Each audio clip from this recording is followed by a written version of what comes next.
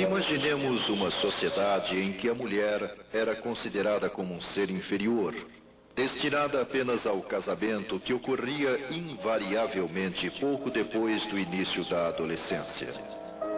Um tempo onde tudo era difícil, estando as comunicações, os transportes, as condições de vida num nível muito distante do encontrado hoje. Uma época onde a educação era privilégio de uma reduzida camada social. Uma fase onde os preconceitos religioso e racial contra não católicos, negros e índios tornava a crença e condições das minorias difícil de suportar. Um país que gradativamente deixava de ser somente agrícola para entrar na fase de desenvolvimento da industrialização. Agora suponhamos uma pessoa que consiga, nesse cenário de adversidades, criar uma instituição assistencial que espalhe as suas ramificações por dezenas de unidades, que funda e dirige por vários anos 2 publicações de periodicidade regular, que torna a educação acessível a todas as camadas sociais e raciais, que inove, encontrando fórmulas de profissionalização para a mulher, enfim, que crie incessantemente, revelando uma grande capacidade de organizar, administrar, controlar e, quando necessário, improvisar. Tudo isso em pouco menos de 2 décadas.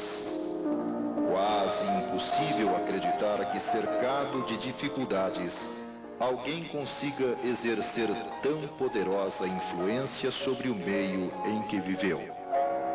Sobretudo tratando-se de uma mulher. Pois é sobre a sua vida, suas ideias e sentimentos convertidos numa incrível sucessão de obras que vamos falar no programa que você começa a assistir agora.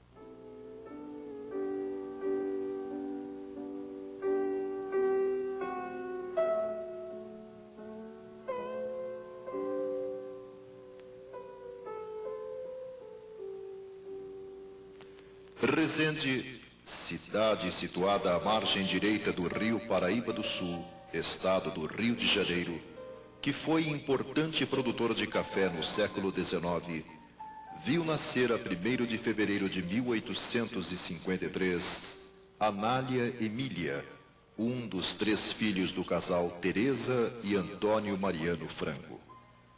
A infância vivida naquelas terras bucólicas impressionaram profundamente a sensível alma da menina, e desse tempo provavelmente resultaria o ideal abolicionista, revelado posteriormente, além de doces lembranças atestadas em vários escritos publicados anos depois, como retratam alguns dos versos do belíssimo poema Uma Saudade. Quantas vezes tão contente essa hora eu esperava, e sobre a ponte correndo, o riacho atravessava, ouvindo com alegria soar a Ave Maria. E logo após avistava pobres negros caminhando, vergados ao peso das messes, mas felizes e cantando, que tanto me comovia. Em 1861, atraída por promissoras perspectivas, sua família transfere residência para São Paulo. A atividade de professor exercida pela mãe certamente teve decisiva influência na vocação de Anália, que já aos 15 anos passa a atuar como sua auxiliar em colégios de Taubaté e Guaratinguetá. A função de assistente da mãe se oficializaria com a aprovação em 1872 num concurso de câmara. Todavia, a autonomia no exercício da profissão viria com a conclusão do curso preparatório na Escola Normal Secundária em 1875, e 2 anos depois, realizava com brilhantismo o exame para o cargo de professora pública, merecendo elogios no jornal A Província de São Paulo, sendo no início do ano seguinte nomeada para o magistério público. Os próximos 20 anos representaram como que uma preparação para a missão que desempenharia, período no qual fundou uma escola, o Externato Santa Cecília, dedicado ao ensino primário e secundário, e entre 1877 e 1878, um acontecimento marcante: a perda quase total da visão, o que a obrigou a se afastar de suas atividades. A experiência, contudo, aliada a uma rara percepção da realidade, motivaram-na a escrever para publicações da época como A Família e Eco das Damas do Rio de Janeiro. As influências do progressivo materialismo, importado da Europa, inspiraram Anália a escrever um livro, A Filha do Artista, dividido em 2 volumes, buscando preencher a lacuna existente na bibliografia nacional, obra que pretendia fosse um antídoto contra a literatura dissolvente daqueles dias. Os 10 anos seguintes fizeram com que se acentuasse em seu espírito inquieto a ânsia de contribuir para a formação da sociedade republicana do novo século que estava por nascer, e a 30 de abril de 1898, transbordante de alegria, Anália vê circular o primeiro número do Álbum das Meninas, publicação financiada com parte de seu salário, distribuída gratuitamente e que, em sua primeira edição, abordava o tema As Mães e as Educadoras.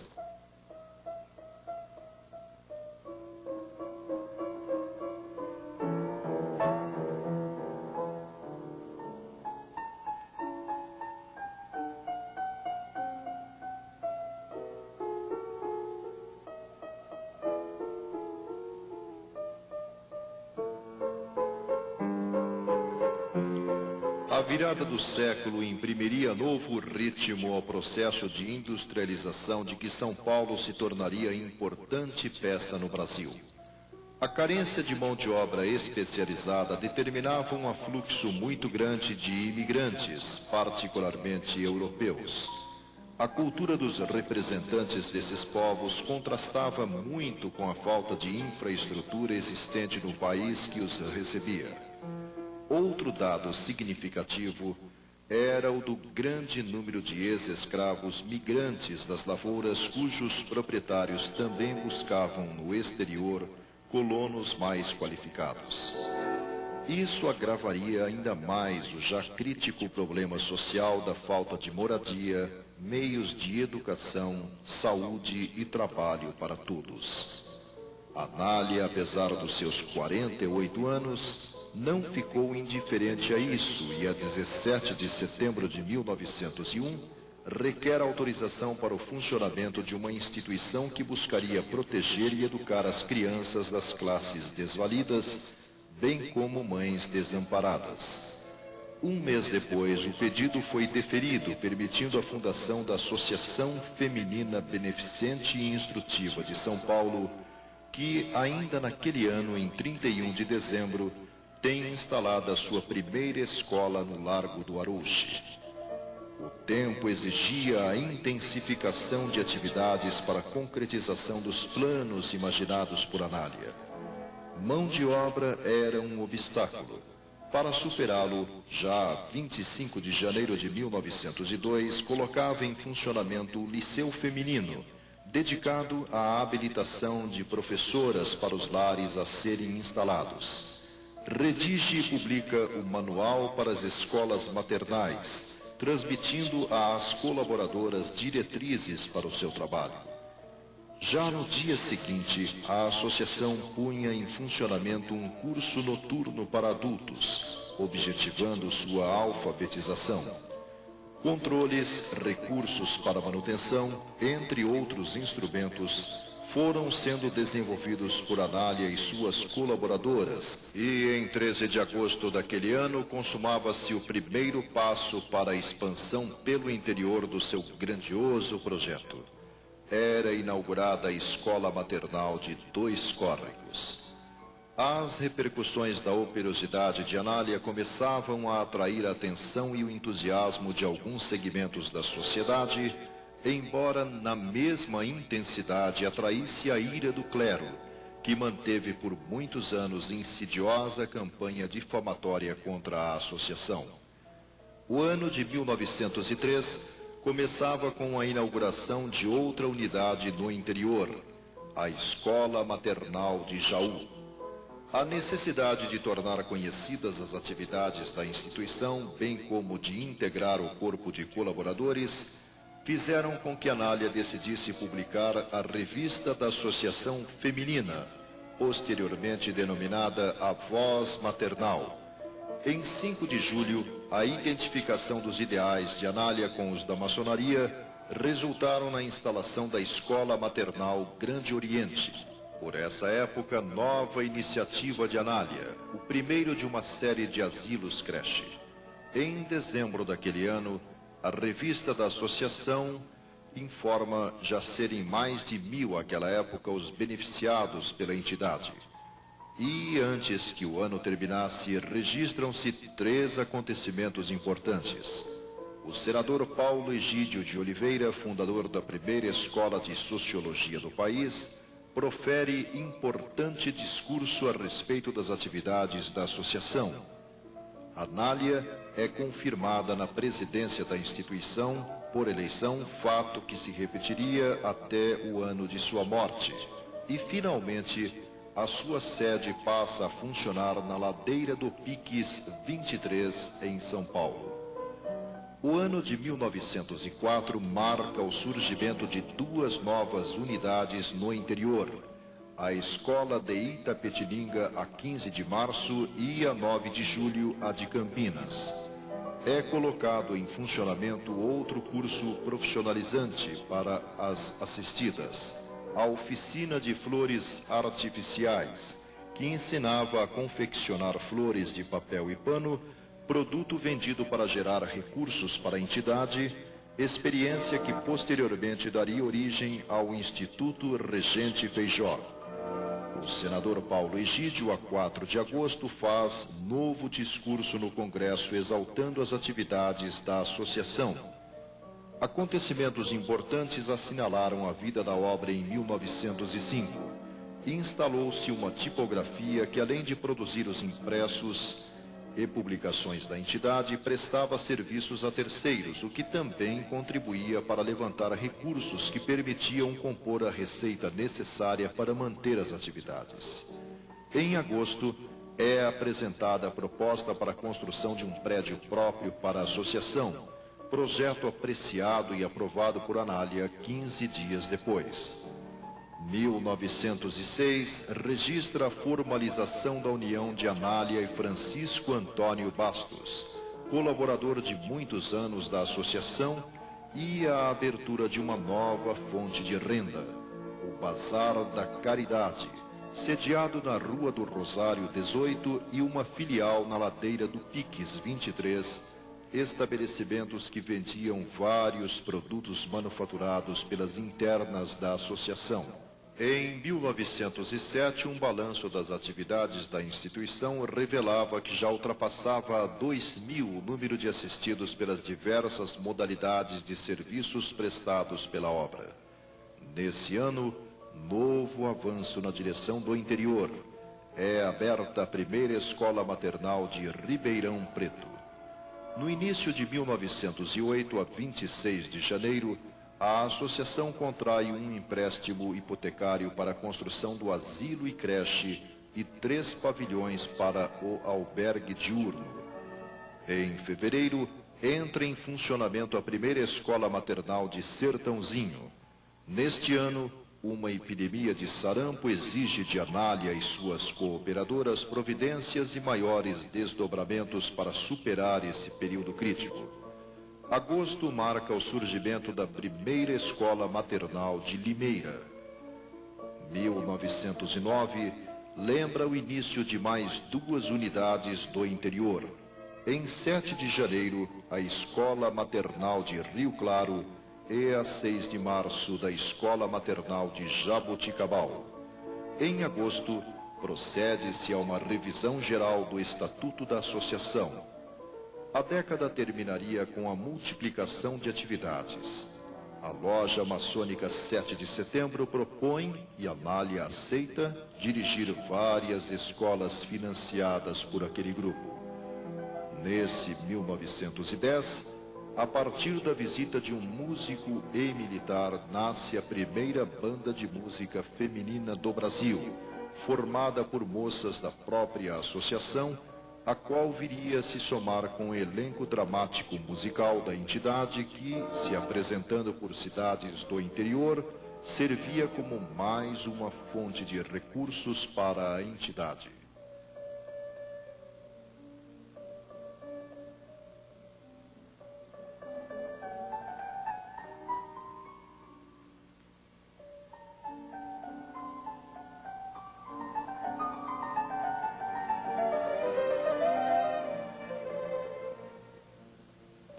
Apesar das crescentes dificuldades financeiras para fazer frente ao amplo trabalho que a associação realizava, no final de 1911, a infatigável Anália dá importante passo para a criação de nova atividade.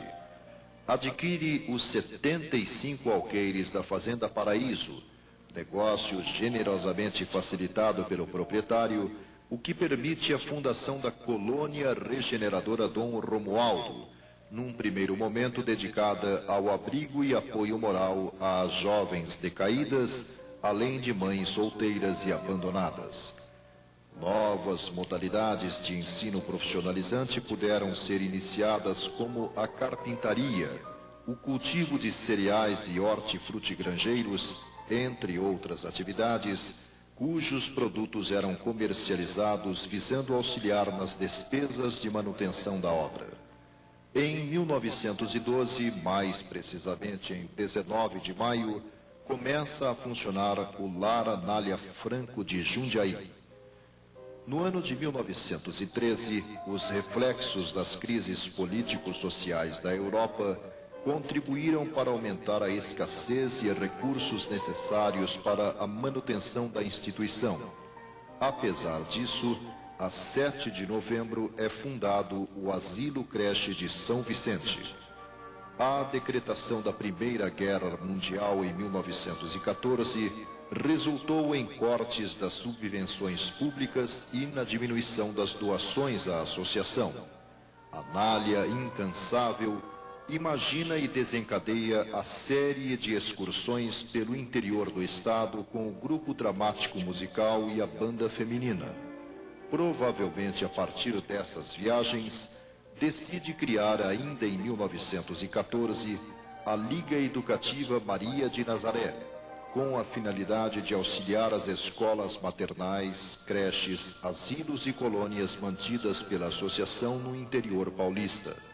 O mês de abril desse ano registra também a instalação do Asilo Creche de Dobrada. 1915 transcorre com a associação atravessando dificuldades muito grandes pela falta de recursos. 1916 inicia com a fundação, a 1º de janeiro, do Asilo Creche de Rincão. Em abril, a associação contrai empréstimo para pagamento da dívida adquirida com a compra da Fazenda Paraíso, o que permite a quitação total e a lavratura da escritura definitiva do imóvel. Em novembro, funda-se o Asilo Creche de São José do Rio Pardo. 1917 foi marcado por um arrefecimento da prosperidade da capital paulista, com o abrupto aumento do custo de vida, a quase completa ausência de produtos básicos e o achatamento dos salários, ocasionando uma greve geral marcada por extrema violência. 1918 agravou ainda mais a situação do povo paulista, castigado por um inverno excepcionalmente frio, grandes prejuízos para a lavoura, atingida por temperaturas de até 3 graus negativos e devastadoras pragas. A capital foi visitada por chuvas torrenciais que levaram o nível dos rios Tietê e Tamanduateí, causando sérias inundações. A nefanda guerra que se travava no continente europeu, além de aprofundar a crise econômica, espalhava pelo mundo os malefícios da chamada gripe espanhola, que começou a ceifar vidas em quantidade. A associação não era poupada e, com o drástico corte dos auxílios oficiais e particulares, somente a fé conseguiria manter vivas as 142 asiladas, famintas e contaminadas pela terrível influenza, denominação popular da moléstia. A grande protetora e mãe das meninas, sem outras alternativas, recorre à terapia espírita do passe e da água fluida, ao que ela atribuiu o fato de se terem salvado quase todas as suas assistidas. Nasce 1919 e os esforços para vencer o terrível mal lhe alquebraram o corpo, abrindo o caminho para o domínio do vírus da famosa gripe. Acamada, Anália reúne forças para, através de relatório, prestar contas de seu trabalho conforme consta da ata da reunião de 6 de janeiro. Essa talvez tenha sido sua última realização, pois, a 20 desse mês, despede-se da vida física, deixando para trás uma incomparável folha de serviços prestados à sociedade paulista, na qual se incluem milhares de homens e mulheres que em sua infância e juventude foram salvos e encaminhados na vida, uma dezena de obras didáticas, mais de 20 opúsculos em forma de manuais, regulamentos, compilações publicadas, 9 peças teatrais escritas, 28 escolas maternais na capital, 22 creches asilos no interior, 27 escolas maternais também no interior, entre muitas obras cuja amplitude seria impossível de mencionar, sobretudo pelo fato de, mesmo após sua morte, seu modelo continuar a inspirar o surgimento de outras instituições.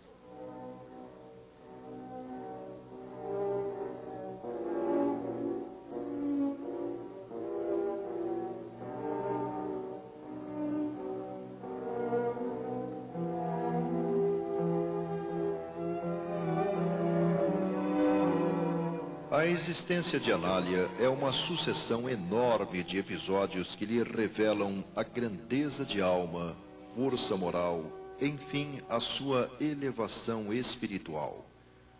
Muito disso certamente pode ser creditado à influência que o Espiritismo teve sobre sua personalidade, fosse participando das atividades do Centro Espírita de São Paulo, ou colaborando na divulgação através de textos que originaram livros, ou ainda organizando opúsculos como o intitulado Habilitação à Assistência das Sessões de Espiritismo, publicado em 1912 e reeditado em 1924 e 1932.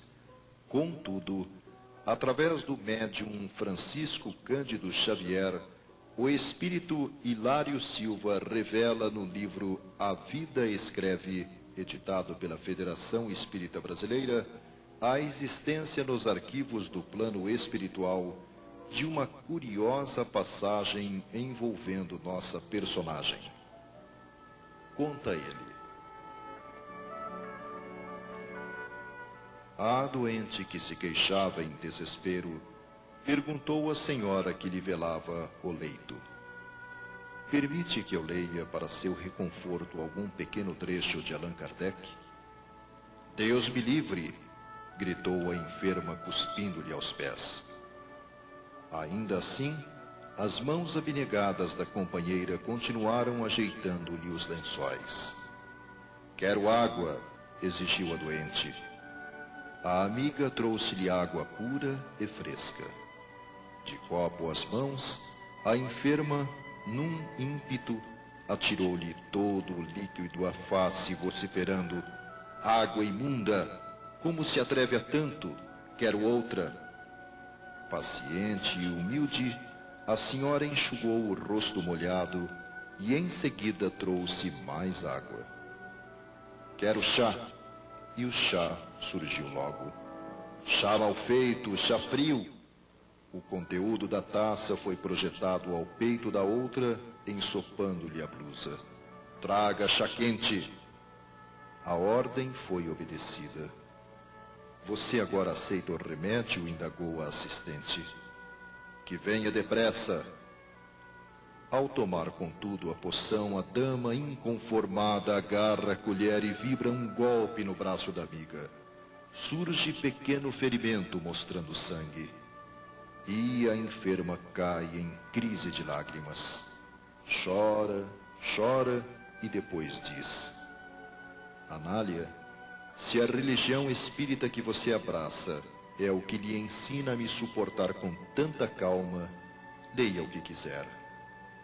A interpelada sentou-se, tomou o Evangelho segundo o Espiritismo e leu a formosa página intitulada A Paciência, no capítulo 9, que começa afirmando: a dor é uma bênção que Deus envia a seus eleitos. Acalmou-se a doente, que acabou aceitando o socorro do passe e o benefício da água fluida. Conversaram ambas.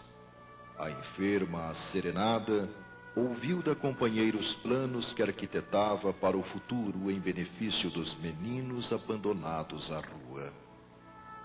No dia seguinte, ao despedir-se, a obsediada em reequilíbrio beijava-lhe as mãos e dava-lhe os primeiros 2 contos de réis para começar a grande obra. Essa enfermeira admirável de carinho e devotamento era Anália Franco, a heroína da seara espírita paulista, que se fez sublime benfeitora das criancinhas desamparadas.